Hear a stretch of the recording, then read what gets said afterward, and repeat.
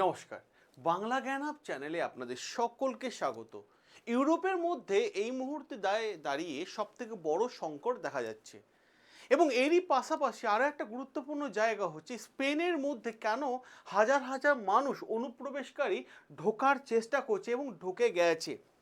গত কয়েকদিনে যদি চিত্রটা দেখা যায় তাহলে দেখতে পাবেন যে একদম হেডলাইনে রয়েছে স্পেন, মরক্কো এবং সিউটা বলে একটা দেশ, এবং একে নিয়ে কিন্তু বারবার নানান ধরনের রিপোর্ট কিন্তু উঠে আসছে এবং সংবাদ মাধ্যমে এইটুকু দাবি করা হচ্ছে যে ইউরোপে বর্তমানে বড় ধরনের সিকিউরিটি এবং সীমান্ত বর্ডার তৈরি করা হয়েছে।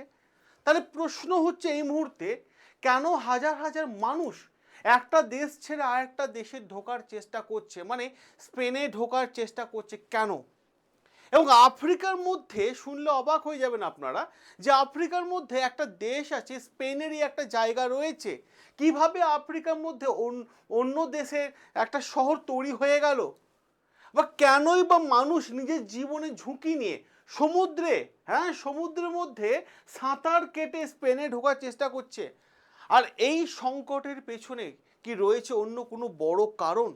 আজকে আলোচনায় আমরা সমস্ত বিষয় একদম সহজভাবে বিস্তারিত আলোচনা করব আপনাদের সামনে। দেখুন, আপনারা ম্যাপটা খেয়াল করে দেখতে পাবেন এইখানে এই মুহূর্তে দেখুন কি জায়গা হয়ে আছে। এই যে দেখতে পাচ্ছি স্পেন, মরক্কো, ঠিক আছে, এই মালি, এই যে জায়গাগুলো এবং সিউটা, ঠিক আছে, এই যে জায়গাগুলো আফ্রিকার মধ্যে অবস্থিত, কিন্তু স্পেনের জায়গা। হঠাৎ করে কেন দাবি ঘটেছে আর হঠাৎ করে এই প্রসঙ্গটা উঠে আসছে কেন? দেখুন, বর্তমানে যদি চিত্রটা আপনারা দেখেন তাহলে দেখতে পাবেন সিউটা নামে স্পেনের একটা অঞ্চলকে কেন্দ্র করে বড় ধরনের একটা সংকট কিন্তু দেখা গেছে। কি হয়েছে? হাজার হাজার মানুষ স্পেনে সীমান্ত দিয়ে তার কাটাকে কেটে ভেতরে ঢোকার চেষ্টা করছে। হাজার হাজার মানুষ সমুদ্রে সাঁতার কেটে সীমান্ত পার হওয়ার চেষ্টা করছে। কেউ সীমান্তে উঁচু বেড়া টপকে স্পেনের মধ্যে প্রবেশ করে গেছে।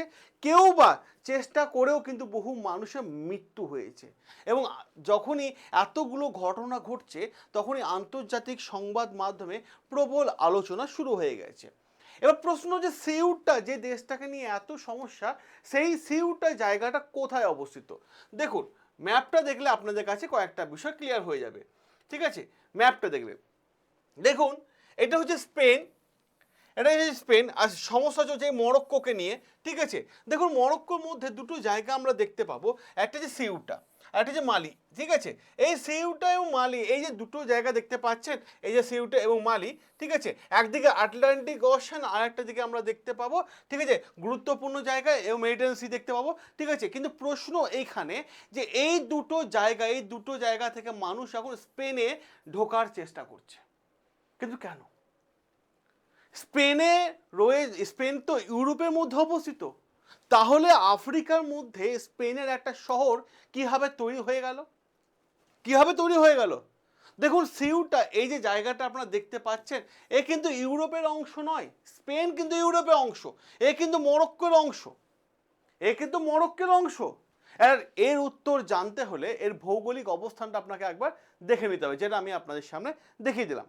কারণ প্রশ্ন হচ্ছে এটি আফ্রিকা মহাদেশে উত্তর কূলে দেখতে পাবেন। এখানে আরেকটা ম্যাপ আমি এনেছি, ঠিক আছে, দেখুন এই যে স্পেন দেখতে পাচ্ছেন আর এই হচ্ছে মরক্কো। ঠিক আছে, এখানে দেখুন সিউটা রয়েছে আর এইখানে রয়েছে মালি। ঠিক আছে, এবার প্রশ্ন হচ্ছে এইদিকে আমরা যদি দেখতে চাই যে আটলান্টিক ওশান এবং এইদিকে দেখতে পাবো মেডিটেরিয়ান সি।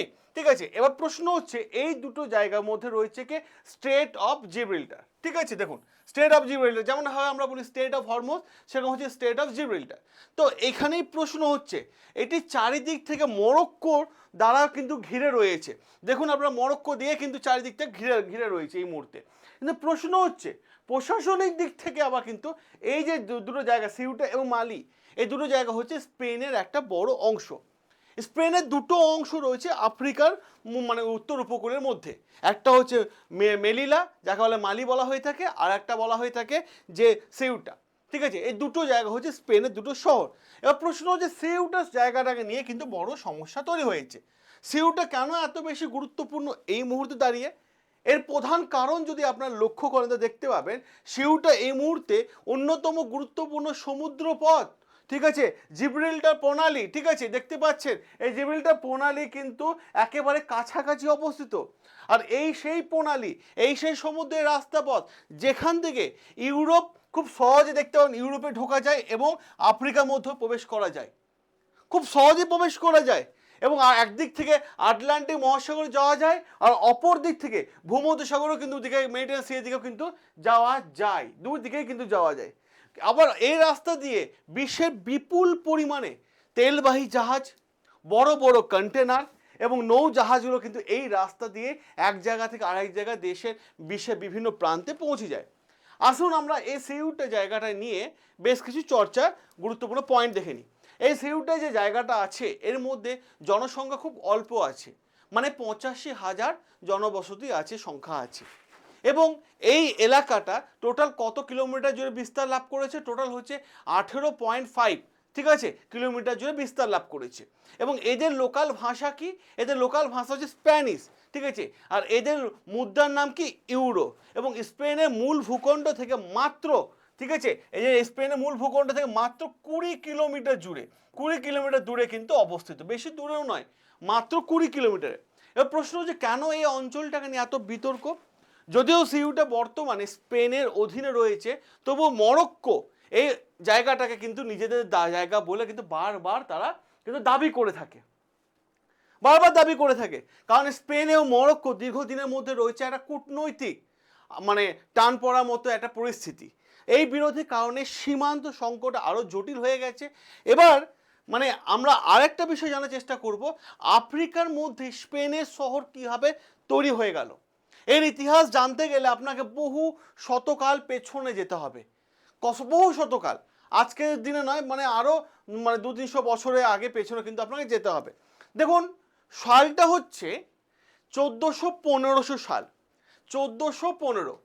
এই সালে ইতিহাস আমি আপনাদের বোঝাবো। 1415 সালে কি হয়েছে? সেই সময় ইউরোপে মানে গুরুত্বপূর্ণ যে ছিল মানে শক্তিশালী যে পর্তুগালটা কি করেছে? সমুদ্র পথ দিয়ে যাচ্ছিল, এই জিব্রাল্টার প্রণালী দিয়ে এক জায়গা থেকে আরেক জায়গায় যাচ্ছিল। তখন তাদের মনে হয়েছে যে এই জায়গাটা তাদের একটা আশ্রয়স্থল করলে, সিউটা নামক জায়গায় একটা আশ্রয়স্থল করলে তারা কিন্তু একটু সুন্দরভাবে আরাম নিতে পারবে। তখন থেকে এই জায়গাটা কিন্তু 1415 সাল থেকে পর্তুগালরা সিউটা মানে দখল করে নেয়, 1415 সাল থেকে। এবার প্রশ্ন হচ্ছে, এটাই ছিল ইউরোপীয় শক্তিশালী বড় মানে প্রথম একটা দখল। এবং এরই পাশাপাশি সিউটা পরবর্তীকালে যদি দেখা যায় মুসলিম শাসনের অধীনে চলে যায়, মুসলিমদের শাসন প্রসেস শুরু হয়ে যায় এখানে। এরপর কি ঘটলো? এরপর আসলো 1580 সাল, 1580। এই 1580 সালে কি দেখা গেল এই সিউটার মধ্যে? 1580 সালে দেখা গেল যে পর্তুগালে এবং স্পেন এই দুই রাজ পরিবার এক হয়ে গিয়ে এই জায়গাটা কিন্তু চলে আসলো কার আন্ডারে? স্পেনের আন্ডারে চলে আসলো। এবং পর্তুগাল এবং স্পেন দুই দেশই কিন্তু মিলে রাজপরিবার মিলে এই জায়গাটা শাসন করতে কিন্তু শুরু করে দিল। এরপর ঘটে 1640 সাল, 1640 সাল। এর ইতিহাসটা একবার দেখে নিন। 1640 সালে যদি দেখেন আপনারা, এটা পুরো মানে পুনরায় আবার পর্তুগালদের আন্ডারে চলে যায়। কারণ এরপর কি হয় যে স্পেন এবং পর্তুগাল আলাদা হয়ে যায়, তো আবার পুনরায় পর্তুগালদের আন্ডারে চলে যায়। আর এখান থেকে বড় সিদ্ধান্ত হয়ে যায় লিপসন চুক্তি। লিপসন চুক্তি অনুসারে স্পেনকে কি হচ্ছে এই জায়গায় ছেড়ে দিয়ে পর্তুগালদের আন্ডারে দিতে হবে। এটা ছিল গুরুত্বপূর্ণ জায়গা। এরপর প্রশ্ন যে মরক্কো কেন এই জায়গাটা নিজেদের জায়গা বলে দাবি করে? এখান থেকে শুরু হয়ে যায় স্পেন এবং মরক্কো দীর্ঘদিনের একটা বিরোধ বা লড়াই। কি হয়েছে প্রশ্নটা? মরক্কো দাবি করে সিউটা আফ্রিকা মহাদেশের মধ্যে অবস্থিত, অতএব যদি ভৌগোলিকভাবে দেখতে হয় তাহলে এই জায়গাটা কার অধীনে? এটা হচ্ছে আফ্রিকারই অধীনে, এটা মরক্কো দাবি করছে। এবং এটা ইউরোপ জোর করে দখল করে নিয়েছে। এবং এটাও দাবি করে যে মরক্কোকে উচিত মানে ইউরোপে উচিত এই মুহূর্তে মরক্কোকে এই জায়গাটা ফিরিয়ে দেওয়া। কিন্তু স্পেন কি বলছে? স্পেনের দাবি হচ্ছে যে এই জায়গাটাতে তারা শতকাল আগে থেকে কি করছে, তারা শাসন করে এসছে। সিউটা বহু শতাব্দী ধরে স্পেনের অংশ, স্পেনের আইনে এখানে চলে, ইউরোপে মুদ্রা চলে, স্থানীয় মানুষদের যা নাগরিক আছে তাদের ভাষাও স্প্যানিশ, ঠিক আছে। তাই এটা স্পেনের মূল ভূখণ্ড থেকে মাত্র 20 কিলোমিটার দূরে, অতএব এটা স্পেনেরই জায়গা। কিন্তু এখানে এই দুই দেশের মধ্যে মরক্কো এবং স্পেনের মধ্যে বিরোধ শেষ হয়নি। এখানে রয়েছে আরো বড় কাহানির টুইস্ট। কি টুইস্ট আছে? সিউটা স্পেন থেকে আলাদা হয়ে যায়। যদি আলাদা হয়ে যায় তাহলে কি হবে? যদি এই সিউটা যদি স্পেন থেকে আলাদা হয়ে যায় তাহলে স্পেন একটা বড় সামরিক ঘাঁটি হারিয়ে ফেলবে, যেটা স্পেন চাইছে না। এবং স্পেন চাইছে যে যদি তাদের সিউটা তাদের আন্ডারে থাকে তাহলে এই জিব্রিলটা প্রণালীর ওপর কন্ট্রোল, নজরদারি, কোন দেশ মানে জাহাজ এক জায়গা থেকে আরেক জায়গায় তেল নিয়ে আছে সেই নজরদারি চালাতে পারবে। এবং দক্ষিণ ইউরোপীয় সীমান্ত যদি সিউটা তাদের হাতে মরক্কো আন্ডারে চলে যায় তা দক্ষিণ ইউরোপীয় সীমান্ত দুর্বল হয়ে পড়বে। অন্যদিকে মরক্কো দাবি কি? মরক্কো দাবি করে যে এটা তাদের জাতীয় মর্যাদার প্রশ্ন, যে তাদের ভূখণ্ডের মধ্যে অবস্থিত এলাকা তাদেরকে স্পেনের উচিত ফিরিয়ে দেওয়া। এবং সিউটা ইউরোপিয়ান ইউরোপিয়ান ইউনিয়নের অংশ নয় কেন? যেহেতু ইউরোপিয়ান ইউনিয়নের অংশ কিন্তু এটা নয় কেন?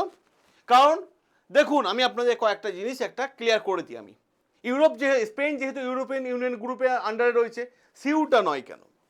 অনেকে ভাবছেন এটা সিউটা যেহেতু আফ্রিকায় অবস্থিত, মরক্কো কাছে আফ্রিকায় অবস্থিত, তাই এটি ইউরোপিয়ান ইউনিয়নের আন্ডারে নয়, অংশ নয়। কিন্তু গুরুত্বপূর্ণ তথ্য, স্পেন তো ইউরোপিয়ান ইউনিয়নের আন্ডারে, তাই স্পেনের অংশ হিসাবে সিউটাও কিন্তু ইউরোপিয়ান ইউনিয়নের অন্তর্ভুক্ত। এটাও কিন্তু স্পেন দাবি করছে। যদি কোনো মানুষ অবৈধভাবে সিউটে প্রবেশ করে যায় তাহলে কি হবে? সিউটা থেকে স্পেনে চলে যাবে এবং স্পেন থেকে পুরো ইউরোপিয়ান ইউনিয়নে সে মানে বিনা ভিসাতে সে ঘুরতে পারবে। কারণ ইউরোপিয়ান ইউনিয়ন গ্রুপগুলো তেমনই, দেশগুলো তেমনই রুলস।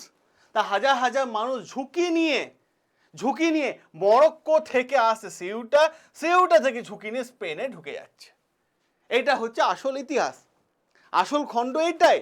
এবার প্রশ্ন হচ্ছে কেন হাজার হাজার মানুষ সিউটা ঢুকতে চাইছে? তাদের পেছনে আরও একটা গুরুত্বপূর্ণ কারণ আছে। কেন এত মানুষ নিজের জীবনের ঝুঁকি নিয়ে সিউটা প্রবেশ করতে চাইছে? আর এর উত্তর বুঝতে হলে সিউটার সব থেকে গুরুত্বপূর্ণ দিকটা বুঝতে হবে, অংশটা বুঝতে হবে। কারণটা কি? সিউটা মানে ইউরোপিয়ান ইউনিয়নের অংশ, এটা আপনার দেখতে হবে। আর সিউটা মানে ইউরোপিয়ান ইউনিয়নে যদি কোনো ব্যক্তি বা কোনো দেশের মধ্যে প্রবেশ করে যায় তাহলে সে পুরো ইউরোপের রাজনৈতিক আশ্রয় সে পেয়ে যাবে, ইউরোপে থাকার পারমিশন সে বিনা পয়সায় পেয়ে যাবে এবং আইনগতভাবে ইউরোপিয়ান ইউনিয়ন সেটাকে পারমিশন দেবে এবং তারও একটা সম্ভাবনা তৈরি হয়েছে।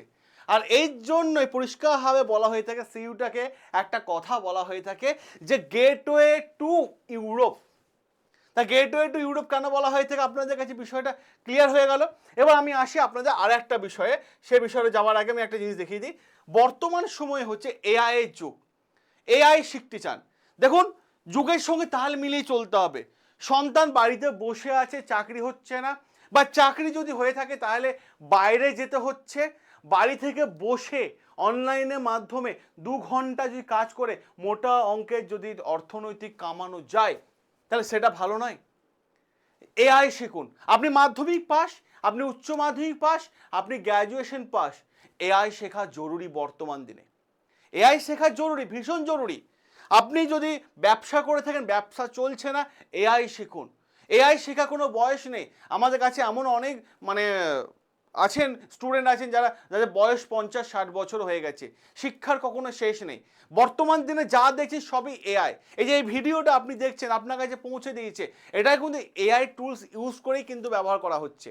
তো যারা এআই শিখতে চান অবশ্যই এখানে দেখুন একটা নাম্বার দেওয়া আছে, এই যে নাম্বারটা দেখতে পাচ্ছেন, এই হোয়াটসঅ্যাপ নাম্বারে হাই এআই লিখে পাঠিয়ে দেন। এটা হচ্ছে আমাদের অফিসিয়াল হোয়াটসঅ্যাপ নাম্বার। আমাদের টিম পুরো গাইড করে দেবে এআই ব্যাচে অ্যাডমিশনের জন্য। এআই শিখুন। আপনার ব্যবসা ডাউন চলছে না, এআই শিখান। সন্তানের সুখে রাখার জন্য যখন যা চেয়েছে মোবাইল, ল্যাপটপ, বাবা ঘুরতে যাব পয়সা দাও, এবার এসব না দিয়ে সন্তানকে তার উজ্জ্বল ভবিষ্যতের জন্য এআই ব্যাচ তুলে দিন, তার হাতে এআই তুলে দিন। বর্তমান যুগ হচ্ছে এআই এর যুগ। এবার আসি আমাদের মেন আলোচ্য বিষয়ে। দেখুন, আমি আপনাদের আর একটা গুরুত্বপূর্ণ জায়গায় নিয়ে যাই। বিষয়টা কি হয়েছে এখানে যদি দেখতে হয় তাহলে বুঝতে হবে যে কেন অবৈধভাবে কোন কোন দেশ থেকে মানুষ আসছে এবং ইউরোপে ঢোকার চেষ্টা করছে। শুধু মরক্কো বা সিউটা দিয়ে ঢোকার চেষ্টা করছে, এরকম অনেক দেশ থেকে মানুষ আসছে। কারণ মরক্কোকে এই মুহূর্তে যদি আপনারা মরক্কোকে দেখেন না, মরক্কোকে একটা ট্রানজিট রুট হিসাবে ব্যবহার করছে বিশ্বের অন্যান্য জায়গা থেকে আসা মানুষ। কোথা থেকে আসছে? মালি, সেনেগাল, গিনি, সুদান, চাঁদ, তারপর ভুলে গেলাম আমি, নাইজার, ক্যামরুন, এই সমস্ত জায়গা থেকে মানুষ মরক্কো এসে পৌঁছাচ্ছে এবং মরক্কো থেকে সিউটা যাচ্ছে, সিউটা থেকে কিন্তু পৌঁছে যাচ্ছে স্পেন। এবার মানুষ কেন নিজের জীবনে ঝুঁকি নিয়ে ফেলছে? কারণটা কি? কেন মানুষ স্পেনে ঢোকার চেষ্টা করছে? কারণ খুব ক্লিয়ার, একাধিক কারণ রয়েছে। প্রথমে যদি আসি আমি অর্থনৈতিক কারণ। কারণটা কি? কারণ আফ্রিকার দেশে বেকারত্ব অত্যন্ত বেশি। 2 নম্বর হচ্ছে ভালো চাকরির সুযোগ নেই। 3 নম্বর হচ্ছে যেহেতু বেকারত্ব আছে তেমন কলকারখানাও নেই, তার আয়ের সুযোগও খুব কম, খাদ্য সংকটের মধ্যে রয়েছে এবং শিক্ষার যোগ্যতাও খুব সীমিত পরিমাণে, খুবই সীমিত পরিমাণে। দ্বিতীয় আসি রাজনৈতিক অস্থিরতা। কেন বলছি? কিছু দেশ আছে আফ্রিকা মহাদেশের মধ্যে, তারা কি করছে? গৃহযুদ্ধে ব্যস্ত, সন্ত্রাসবাদ তৈরি হচ্ছে, সামরিক অভ্যুত্থান হচ্ছে, রাজনৈতিক হিংসা ছড়িয়ে পড়ছে। এই জন্য মানুষ চাইছে যে এখান থেকে বেরিয়ে যে কোনোভাবে যাতে ইউরোপে ঢোকা যায়। 3 নম্বর কারণ হচ্ছে জলবায়ু পরিবর্তন। কেন? দীর্ঘদিন ধরে আফ্রিকা দেশগুলোর মধ্যে যে খরা দেখা যাচ্ছে, চাষ হচ্ছে না, মরুকরণ দেখা যাচ্ছে, ফসল নষ্ট হচ্ছে, জলের সংকট দেখা যাচ্ছে, তাই মানুষ জীবন জীবিকা ধ্বংস হচ্ছে এবং একটু বাঁচার জন্য তারা চাইছে ইউরোপিয়ান ইউনিয়ন দেশগুলোর মধ্যে যাতে কোনোভাবে ঢোকা যায় এবং পরিবারের সঙ্গে মিলিত আসা। কারণ আফ্রিকান মহাদেশে পরিবারের সদস্যরা যারা অনেকে ইউরোপিয়ান ইউনিয়ন চলে গেছে, তারাও চাইছে যে তাদের পরিবারকে নিয়ে ইউরোপিয়ান ইউনিয়নে সেটেল হয়ে যাবে, গ্রুপে সেটেল হয়ে যাবে। অপরদিকে মানব পাচার চক্র একটা গুরুত্বপূর্ণ বিষয় এই মুহূর্তে দাঁড়িয়ে, বা স্মাগলিং নেটওয়ার্ক। কি বিষয়টা? বিষয়টা হচ্ছে যে সাধারণ মানুষ, এই আফ্রিকা থেকে সাধারণ মানুষকে নিয়ে এই সিউটে নিয়ে যাচ্ছে, অবৈধভাবে প্রবেশ করিয়ে দিচ্ছে, যার ফলে তাদেরকে দাবি করা হচ্ছে যে ইউরোপে পৌঁছে দেবে, কিন্তু বাস্তবে পৌঁছাতে বিপজ্জনক দেখা যাচ্ছে। তাই মাঝ পথে অনেকে প্রাণ চলে যাচ্ছে। তাই একটা সুযোগকে কাজে লাগাতে চাইছে মানুষ। এবং কিভাবে সিউটার মধ্যে প্রবেশ করানো হয়, মরক্কো থেকে কিভাবে সিউটার মধ্যে প্রবেশ করানো হয়, দেখুন প্রশ্ন হচ্ছে এখানে, এইটা দেখতে পাচ্ছেন স্পেনের বর্ডার, ঠিক আছে, এইটা হচ্ছে মরক্কোর বর্ডার, ঠিক আছে, এবং যেহেতু সিউটা স্পেনেরই একটা অংশ, এখানে প্রশ্ন হচ্ছে সীমান্ত এই চারিদিকে উঁচু করে বেড়া দেওয়া হয়েছে। স্পেন আগে থেকে উঁচু করে বেড়া দিয়ে রেখে দিয়েছে এখানে, যাতে অবৈধভাবে কেউ যেন সিউটে প্রবেশ করতে না পারে, যাতে কোনোভাবে আটকানো যায়। অপর দিয়ে সমুদ্রের মাঝখানে একটা আইল্যান্ড দেখতে পাচ্ছেন তো এই সিউটা। এবার সমুদ্রের চারপাশে, ঠিক আছে, চারিদিকে সাঁতার কেটে মানুষ চেষ্টা করে সিউটার মধ্যে ঢোকানো, যেখানে প্রবল জলস্রোত, সমুদ্রের ঢেউ মারাত্মক লেভেলে, যার ফলে বহু মানুষের প্রাণ যাচ্ছে, বহু মানুষ ডুবে মারা যাচ্ছে। এবং অনেক পরিবার আছে যারা রোবোটিক টাইপে বা রাবারের নৌকা বানিয়েছে এবং পরিবার নিয়ে যাচ্ছে, যেহেতু সিউটার মধ্যে প্রবেশ করতে, আর যেহেতু সমুদ্রে বড় বড় ঢেউ, অনেক নৌকা ডুবে যাচ্ছে, ফলে অনেক মানুষের প্রাণ চলে যাচ্ছে। এবার প্রশ্ন হচ্ছে কেন এত মানুষ মৃত্যু হচ্ছে এই মুহূর্তে দাঁড়িয়ে? এর পেছনে রয়েছে একটা গুরুত্বপূর্ণ কারণ। কারণ অসংখ্য মানুষ ইউরোপে পৌঁছানোর কাছাকাছি গিয়ে মৃত্যু হয়ে যাচ্ছে। কারণ উত্তাল সমুদ্র, 2 নম্বর হচ্ছে অতিরিক্ত ভিড়, 3 নম্বর হচ্ছে নিরাপদ বাহিনী বাধা, ও 4 নম্বর হচ্ছে দীর্ঘ পথ এবং বিপজ্জনক যাত্রা, যার জন্য স্পেনের পর্যন্ত যেতে গিয়ে বহু মানুষের প্রাণ ঘটছে। এবার প্রশ্ন এখানে, 2026 সালে হঠাৎ করে এরকম সংকট তৈরি হলো কেন? এতদিন ধরে মানুষ লুকিয়ে চুরিয়ে যাচ্ছিল সিউটার মধ্যে প্রবেশ করতে মরক্কো থেকে, কিন্তু এত ভাইরাল হয়ে গেল কেন? আর এই জিনিসটা বুঝতে গেলে আপনাকে বেশ কিছু তথ্য জানতে হবে, কারণ এর পেছনে রয়েছে একটা গুরুত্বপূর্ণ সিস্টেম। বিষয়টা কি হয়েছে, পরিস্থিতি একটা গুরুত্বপূর্ণ জায়গায় চলে গেছে, হাজার হাজার মানুষ সীমান্ত দিয়ে চলে যাচ্ছে এবং পরিষ্কারভাবে বলা হয়েছে যে ইউরোপিয়ান ইউনিয়নের মধ্যে যারা থাকবে, যারা বাইরে থেকে আসবে, তাদের নাগরিকত্ব এরকম দেওয়া হবে, এরকম নাকি তথ্য মরক্কো চারিদিকে ছড়ানো হয়েছে, যার ফলে মানুষ এখানে প্রবেশ করার চেষ্টা করছে, প্রবেশের চেষ্টা করছে। মরক্কোর ভূমিকা কি এই মুহূর্তে? গুরুত্বপূর্ণ ভূমিকা, কারণ সব থেকে বেশি মানুষ মরক্কো তারপর সিউটে প্রবেশ করার চেষ্টা করছে, তাই মরক্কোকে একটা ট্রানজিট কান্ট্রি হিসাবে ব্যবহার করছে। আর এই যে এত লোক ইউরোপিয়ান ইউনিয়নে ঢুকছে, তো ইউরোপিয়ান ইউনিয়নের কি বক্তব্য?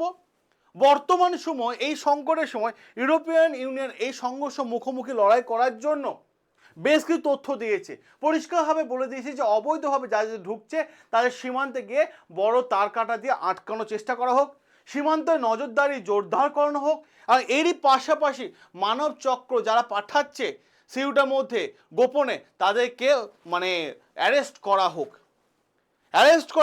এবার প্রশ্ন যে মানবিক সংকটও তৈরি হয়েছে, এই বিষয়টা শুধু মানে অ্যাডাল্ট পার্সনরা যাচ্ছে এটা তো নয়, বাচ্চারা যাচ্ছে, নারীরা যাচ্ছে, শিশুরা যাচ্ছে, পুরো পরিবার নিয়ে যাচ্ছে। তাই মানবাধিকার বিষয়গুলো কিন্তু এই মানে সাবধানতার সাথে দেখার জন্য স্পেন সরকারকে অনুরোধ করেছে।